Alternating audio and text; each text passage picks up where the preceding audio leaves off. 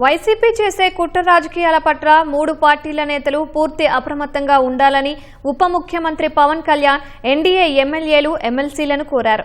దక్షిణ భారతదేశంలో మతాన్ని ప్రతి ఒక్కరూ గౌరవిస్తారన్న పవన్ మతాన్ని వైసీపీ రాజకీయంగా వాడుకోవాలని చూస్తోందని విమర్శించారు. సీఎం చంద్రబాబు అధ్యక్షతన ఎన్డీఏ శాసన సభాపక్ష సమావేశం జరిగింది.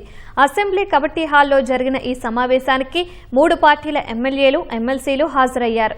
సభ్యులు ఎంతసేపు మాట్లాడామనే దానికంటే ఎంత కంటెంట్ మాట్లాడామనేది ముఖ్యమని మంత్రి పయ్యావుల కేశవ్ అన్నారు.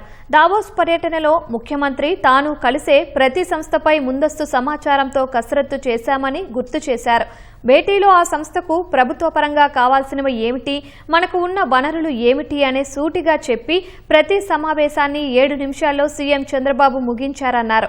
దీంతో తక్కువ సమయంలో ఎక్కువ మంది పారిశ్రామికవేత్తలను సీఎం కలిశారని తెలిపారు.